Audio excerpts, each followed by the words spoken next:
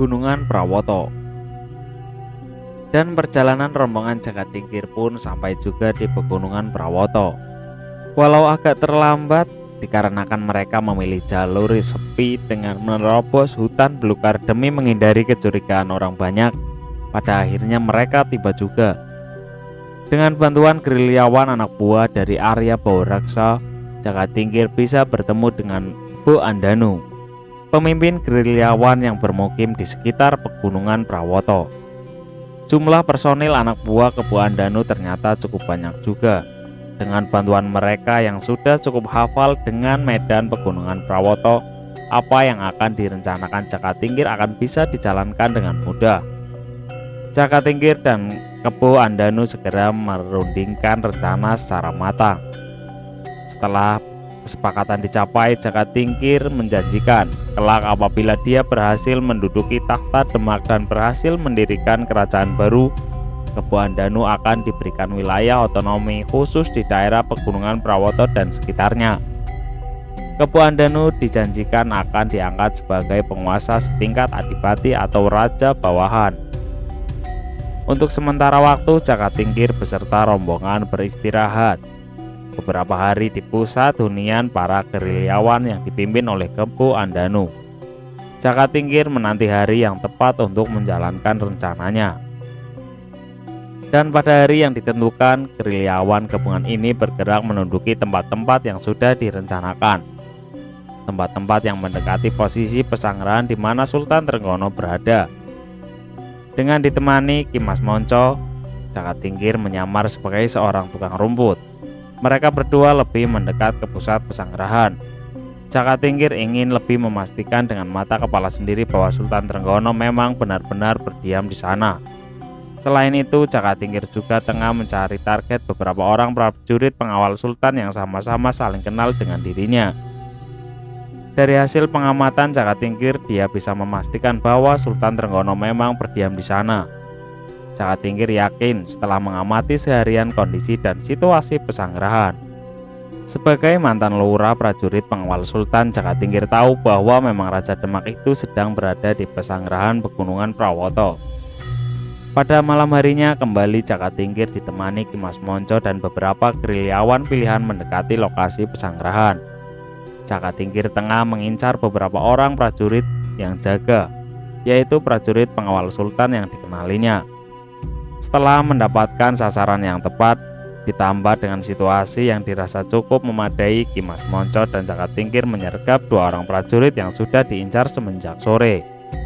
Dibantu beberapa gerilyawan yang lain, dua orang prajurit ini berhasil dilumpuhkan dan dibawa menjauh di area pesanggrahan menuju ke tempat persembunyian para gerilyawan. Sesampainya di tempat persembunyian para gerilyawan, kedua prajurit pengawal tersebut langsung ditemui sendiri oleh Jakatingkir. Betapa terkejut mereka mengetahui siapa yang tengah menemui mereka berdua. Keduanya tidak bakalan lupa dengan Jakatingkir, mantan lurah prajurit pengawal mereka. Oleh Jakatingkir, kedua prajurit ini ditawari jabatan tinggi jika mereka mau membantu gerakan yang direncanakan oleh Jakatingkir. Dan keduanya tergiur. Mereka akhirnya menerima tawaran tersebut. Tugas mereka hanyalah mengabarkan kepada Sultan Trenggono bahwa mereka melihat sosok Jakatingkir tengah bertapa di sekitar Pegunungan Prawoto. Kabar tersebut disampaikan kepada Sultan Demak. Keesokan harinya manakala pesanggrahan sudah diserang oleh para gerilyawan di tengah situasi genting dan sangat mengancam keselamatan Sultan. Di saat itulah kedua prajurit itu harus menghadap Sultan dan menyampaikan berita tersebut. Selanjutnya mereka harus bisa memberi masukan agar Sultan meminta bantuan kepada Jakatingkir untuk mengusir gerombolan liar yang mengancam beliau. Jika Sultan setuju, secepatnya mereka harus kembali menemui Jakatingkir. Jika Sultan tidak setuju, mereka tidak usah kembali lagi. Menjelang pagi hari, seluruh gerilyawan telah siap di pos masing-masing. Dan bersamaan dengan bunyi burung hutan buatan yang disuarakan oleh Ki Mas Monco, serentak mereka keluar dari persembunyian dan menyerang pesanggrahan di mana Sultan Trenggono berada. Pagi baru menjelang, embun masih belum mengering. Matahari masih menyembul malu-malu. Seluruh prajurit pengawal Sultan Demak dikejutkan dengan serangan mendadak dari gerombolan gerilyawan Majapahit. Bende gong kecil seketika menyalang dipukul. Dari suatu tempat suara bende terdengar di tempat lain, berkumandang memakan telinga. Bunyi pukulan bertalu-talu tersebut berbaur dengan teriakan-teriakan beringas dari para gerilyawan dan suara kepanikan dari prajurit Demak. Di pagi buta itu, di mana mata mereka juga belum sepenuhnya jernih, para prajurit pengawal Sultan segera menyambar senjata dan tameng masing-masing. Riuh rendah suaranya, bentakan-bentakan komando terdengar dari sana-sini. Dan pertempuran pecah sudah. Senjata-senjata berkilat-kilat ditimpa cahaya mentari yang baru senja mengintip Mayapada. Di sana-sini suara denting senjata terdengar memekakan telinga dibarengi teriakan-teriakan marah dari mereka yang tengah mengadu nyawa. Belum reda kekacauan yang tengah terjadi. Para prajurit Demak dikejutkan pekikan keras dari sisi lain. Pekikan yang berbunyi, "Jaya Majapahit." Berulang-ulang dan disusul suara gemuruh sahutan, "Jaya, Jaya, Jaya." Di sana dari sisi lain, pasukan gerilyawan datang menyerang dan meleburkan diri dalam pertempuran yang sudah terjadi. Kepanikan melanda para prajurit pengawal Sultan. Mereka tidak menyangka-nyangka hari ini para gerilyawan berani menyerang pesanggerahan Pegunungan Prawoto. Kepanikan semakin bertambah-tambah manakala di sela-sela pertempuran terdengar teriakan berulang-ulang, "Pateni wong Demak" atau "Bunuh orang Demak." Teriakan ini bersaut-sautan, para prajurit Demak sedikit menciut nyalinya. Dan satu demi satu mayat pun berkelimpungan bermandikan darah. Kebo Andanu terlihat memacu kuda di tengah-tengah pertempuran sembari terus berteriak, "Jaya Majapahit." Dia membawa bendera bergambar Surya Majapahit, simbol kebesaran Majapahit di tangan kirinya. Sedangkan di tangan kanannya terus mengayunkan senjata dengan lincahnya. Satu dua prajurit Demak terpapas ayunan senjatanya. Jerit kesakitan terdengar diiringi tumbangnya tubuh itu dengan bermandikan darah segar. Para prajurit pengawal Sultan terdesak. Tubuh-tubuh prajurit Demak tumbang satu persatu. Gerilyawan liar ini terlihat sangat ganas. Gerakan penyerangan mereka yang tidak dikenal takut terlihat syarat dengan penumpahan dendam dan kebencian. Dan beberapa pasukan gerilyawan telah naik memasuki pesanggerahan di mana Sultan Trenggono berada. Jerit ketakutan dari para dayang wanita dan beberapa selir yang kebetulan ikut di tempat tersebut terdengar. Mereka ketakutan melihat gerombolan gerilyawan Majapahit memasuki pesanggerahan tanpa ada satupun pasukan Demak yang bisa menahannya. Kegaduhan, kepanikan, ketakutan terlihat di sana-sini. Pergerakan pasukan gerilyawan sudah tidak dapat dikontrol lagi. Penyerangan mereka semakin liar dan ganas.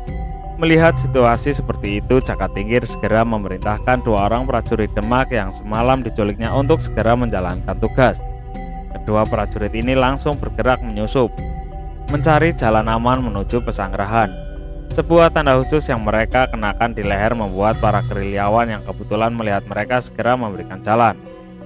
Dua orang prajurit ini sampai di pesanggerahan. Situasi sangat kacau balau. Mereka telah hafal jalan menuju ruang dalam pesanggerahan, dan mereka bergerak ke ruang rahasia di mana mereka pastikan Sultan pasti tengah mengamankan dirinya di sana. Kedatangan mereka tergopoh-gopoh, membuat beberapa prajurit pengawal yang masih menjaga Sultan terkejut. Di tengah kepanikan dan ketakutan, di tengah kebingungan, mereka mencari celah membawa lari Sultan keluar dari medan tempur. Kedatangan kedua orang prajurit ini hampir saja menimbulkan pertikaian. Namun melihat yang datang adalah sesama anggota prajurit pengawal, mereka pun segera menanyakan ada berita penting apakah yang hendak disampaikan. Dua orang prajurit ini meminta izin untuk bertemu Sultan Trenggono langsung.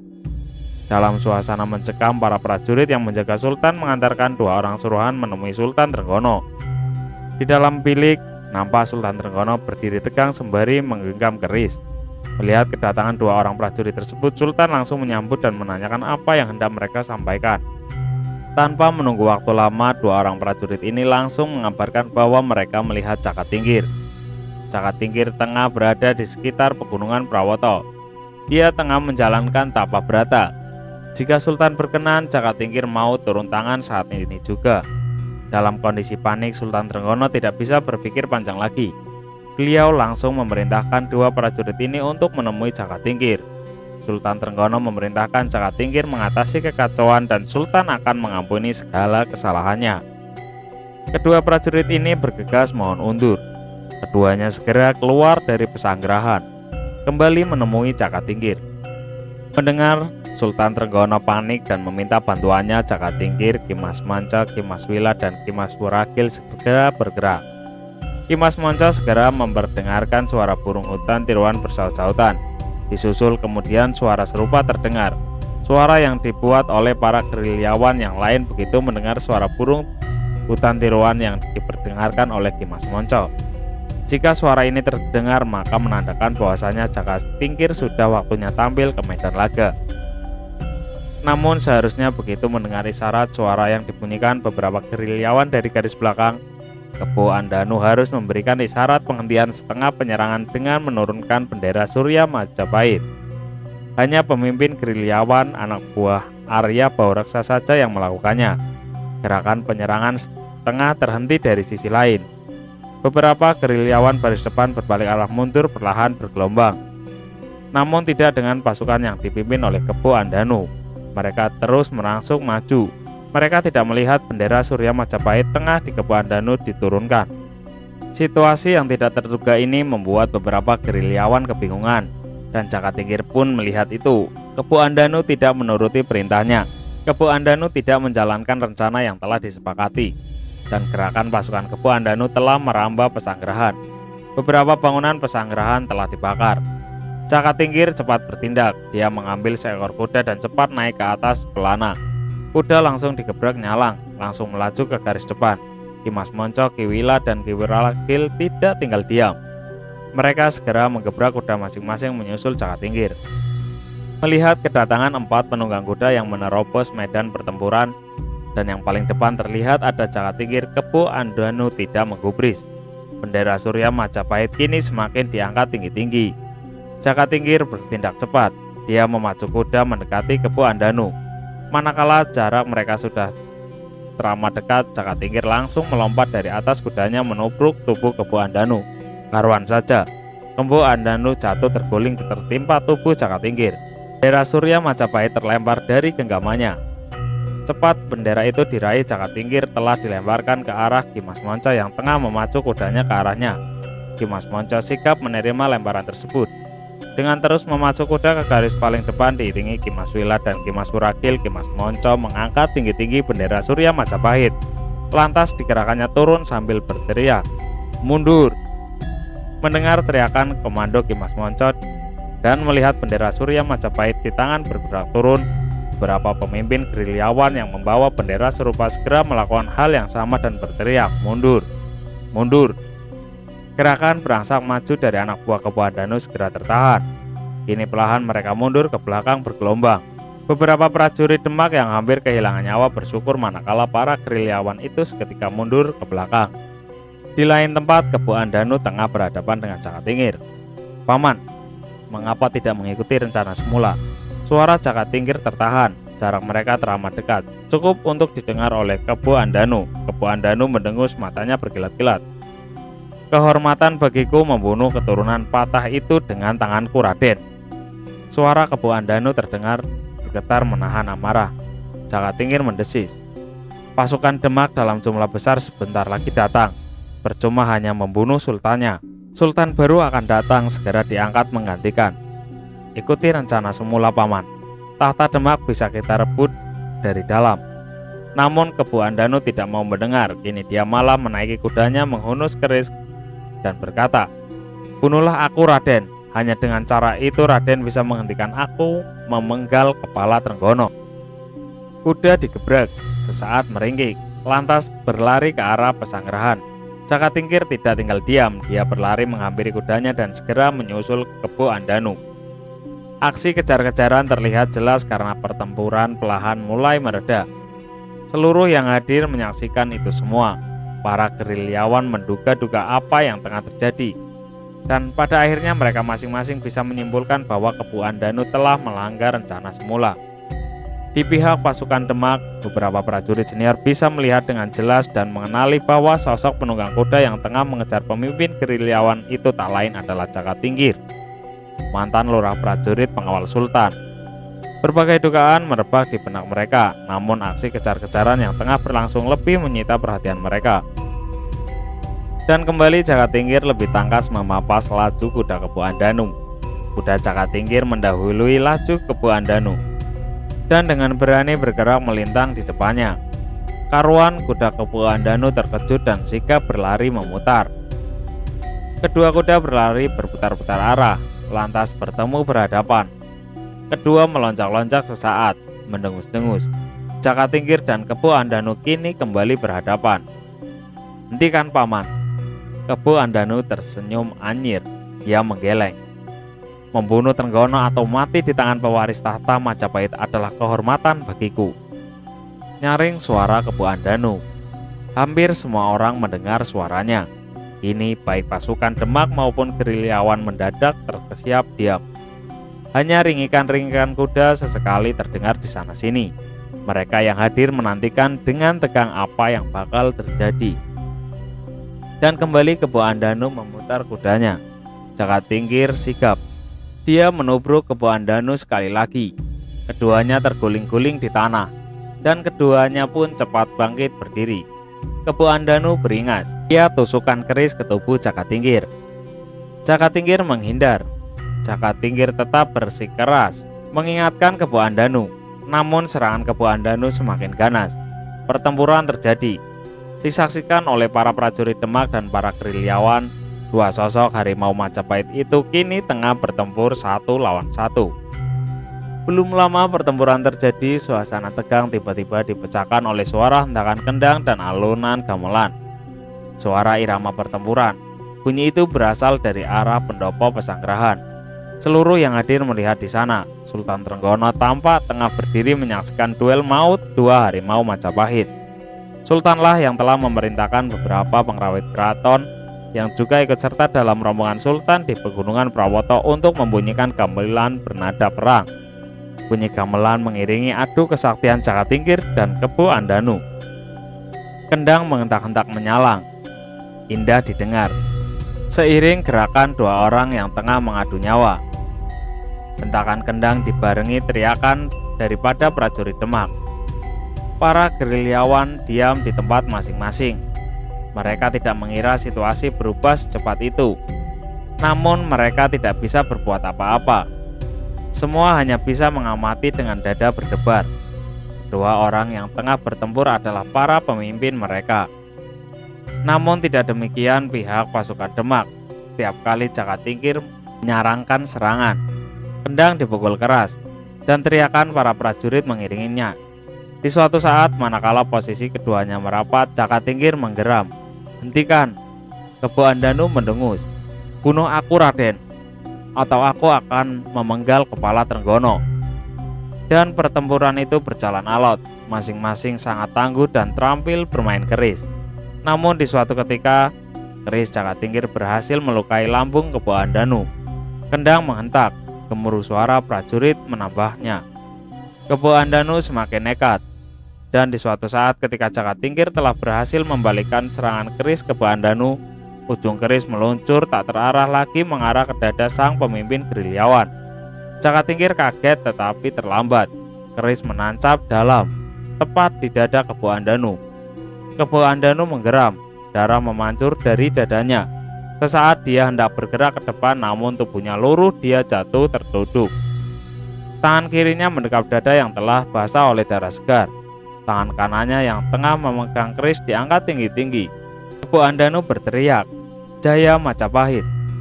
Jakatingkir terkesima, tubuhnya bagai terpancang kuat dasar bumi. Sesaat sebelum Kepu Andanu tersungkur, dia melihat kesatria Majapahit itu tersenyum kepadanya. Bunyi gamelan kemenangan kini terdengar. Sorak-sorai para prajurit Demak bergema. Di tempat lain para gerilyawan geger. Namun Ki Mas Monco berhasil menenangkan mereka. Ki Mas Monco memerintahkan dua orang gerilyawan maju ke depan. Jakatingkir tanggap.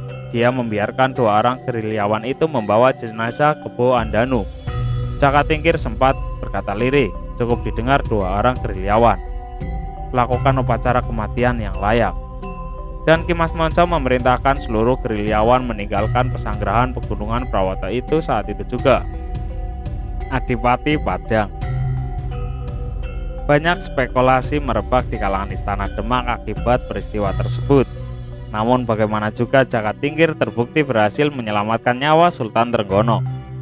Sunan Kudus memberi masukan kepada Sultan bahwasanya Jakatingkir adalah sosok berbahaya bagi Demak Bintara. Demikian juga beberapa pejabat yang lain. Namun keberhasilan Jakatingkir menyelamatkan nyawa Sultan bukan berarti tidak harus dihargai. Di sisi lain, Nimas Sakaringkedaton putri Sultan Trenggono memohon kepada ayahandanya agar Jakatingkir diperbolehkan memasuki istana kembali. Nimas Sakaringkedaton diam-diam jatuh hati kepada Jakatingkir. Melalui serangkaian musyawarah yang rumit, pada akhirnya Jakatingkir diberi penghargaan menjabat sebagai seorang raja bawahan, seorang adipati. Hal ini dimaksudkan agar Jakatingkir tidak mempunyai akses langsung di lingkungan istana Demak. Jakatingkir sengaja dijauhkan dari pusat. Jakatingkir dikukuhkan sebagai adipati yang menguasai wilayah Pajang, wilayah yang tak jauh dari Pengging, tanah kelahirannya. Bahkan Pengging pun kini masuk wilayah Pajang. Dia dikukuhkan dengan gelar Adipati Adiwijaya yang berarti kemenangan utama. Maskarebet atau Jakatingkir kini bergelar Adipati Adiwijaya. Ki Mas Monco diangkat sebagai pendampingnya dengan jabatan Patih Jopo. Dia lantas bergelar Patih Monconegoro. Sedangkan Ki Mas Wila dan Ki Mas Wuragil mereka diangkat sebagai Patih Jero. Jabatan Patih Jero dibebankan kepada mereka berdua. Akses masuk secara langsung ke istana Demak agak tertutup bagi Adipati Adiwijaya. Namun diam-diam Adipati Adiwijaya pun mencintai Nimas Sakaringkedaton.